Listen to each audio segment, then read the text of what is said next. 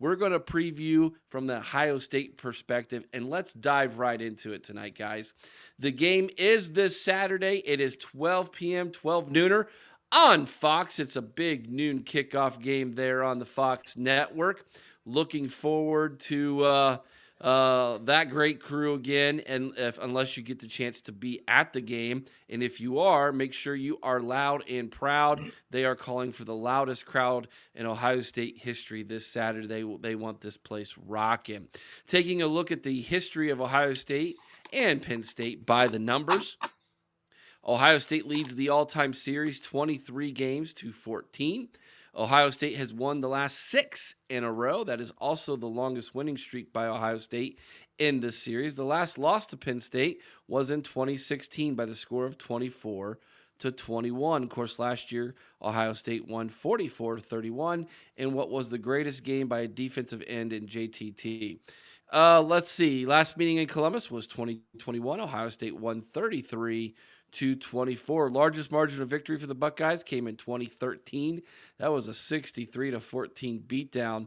Largest margin of defeat, same score, 1994, 63-14 was the score in that one.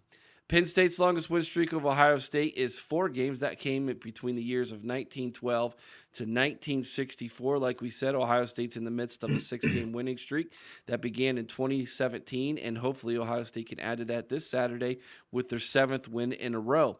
Ryan Day's record against the Nittany Lions is 4-0, and James Franklin's record against Ohio State is an ugly 1-8. That is a bad number right there.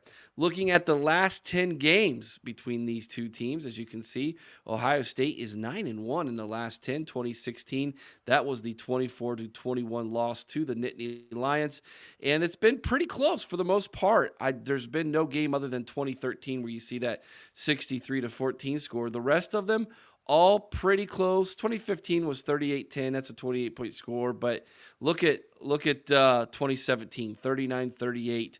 2018, 27-26.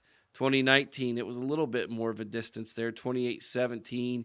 I mean, this is one of those series, guys, where these two teams in a lot of ways are very, very similar. But yet, despite the fact that they're so similar, you have a situation where Ohio State has seemed to be able to kind of win those close games.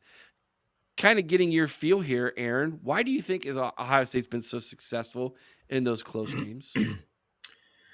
Honestly, I think looking at like with Urban Meyer, that's a lot of experience right there. Whereas James Franklin, I know he came from Vanderbilt, but it's Vanderbilt, okay? Let's be honest. Those games, they either win or they get thrashed, okay? And I think that it just comes down to the experience factor. Ryan Day's had some great mentors with Chip Kelly, and then he worked under Urban Meyer as well. So I can't help but think that a lot of that experience rubbed off on him. Chris, your thoughts? Well, yeah, I agree with Aaron, but I would also say that in recent years, I would say maybe even up until this season, I think we've had a decided edge in talent. I think that Penn State has closed that gap somewhat. This may be the best team that Penn State has fielded since the days of Kerry Collins and Kijana Carter. Wow. I mean, this talent-wise may be that good of a team. Now, that being said, they have yet to really be tested. That is true. Right. Okay. Much like Maryland, who was 5-0 when they came in and were very much untested to that point. Fair enough. I'm not going to argue those points. All right, Chris, let's break this down statistically. You want to start with Penn State or Ohio State first? Let's start with Ohio State first, Eric. Let's do it. So Ohio State comes in averaging 443 yards of offense per game. That's 32nd in college football.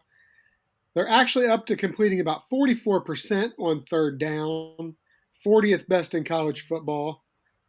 Red zone scoring, we're at 82.6%. That's 54th best in college football.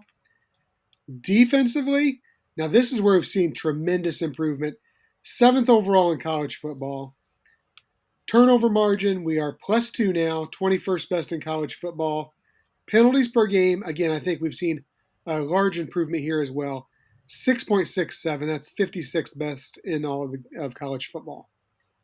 Individually, Kyle McCord comes in as our passing leader. He's 109 of 170 for 1,651 yards, 11 touchdowns, and only 1 interception. Travion Henderson comes in as our rushing leader, although it has been kind of rushed by committee the last couple weeks. He comes in and should be healthy this week. He's got 44 carries for 295, 5 touchdowns. Marvin Harrison Jr., no surprise, is our receiving leader with 31 catches for 604 yards and 5 touchdowns. Defensively, we've got Tommy Eichenberg. Again, no big surprise there, leading the team in tackles with 46. Hey, JT Tuimoloau. That's right. We've got a defensive end leading our team in sacks now with 3 sacks. And you know what? This is where he made his move last year. So let's see if he can replicate that this year. Interceptions, we got several guys with 1 interception, including Josh Proctor, Denzel Burke, Steele Chambers, Lathan Ransom, and Jermaine Matthews Jr. Defensive touchdowns.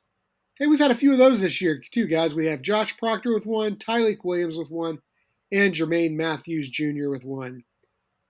Jay Fielding, 7 for 7 on field goals of 41 yards with a long of 41 yards.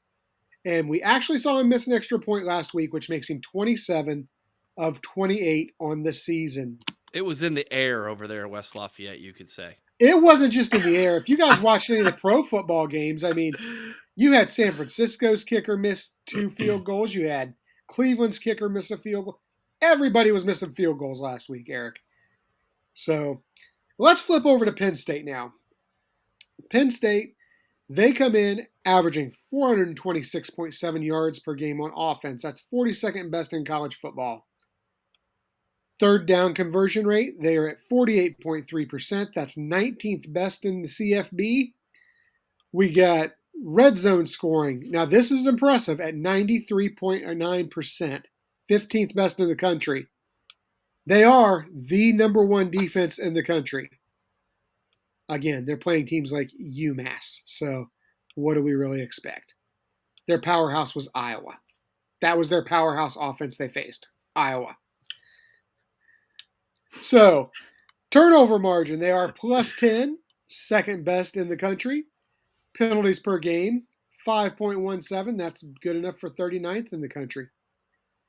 Individual stats now. Offensively, the Ohio kid, Drew Aller, he's 118 of 181 passing for 1,254 yards. He's got 12 touchdowns, no interceptions. Katron Allen, he leads the rushing game, 78 carries, 375 yards, 3 touchdowns. We've also got Natron Singleton. He's got 89 carries. What's that? Nicholas. I'm sorry, Singleton. Nicholas. I don't know where I see. I was mixing the 2 names. We've got Nicholas Singleton with 89 rushes for 362 yards and 6 touchdowns. And how about Keandre Lambert-Smith, possibly the only guy on that team who can catch a ball, 31 receptions for 402 yards, 3 touchdowns. Defensively, they've got 23 tackles by Curtis Jacobs, 5 sacks by Adisa Isaac, who leads the team. You've got 2 interceptions by Daquan Hardy, a defensive touchdown by Dominic DeLuca. Kicking the ball, they've got Alex Felkins, who is 7 of 9 on field goals with a long of 47 yards, and 29 of 29 on extra points. So those are the statistics.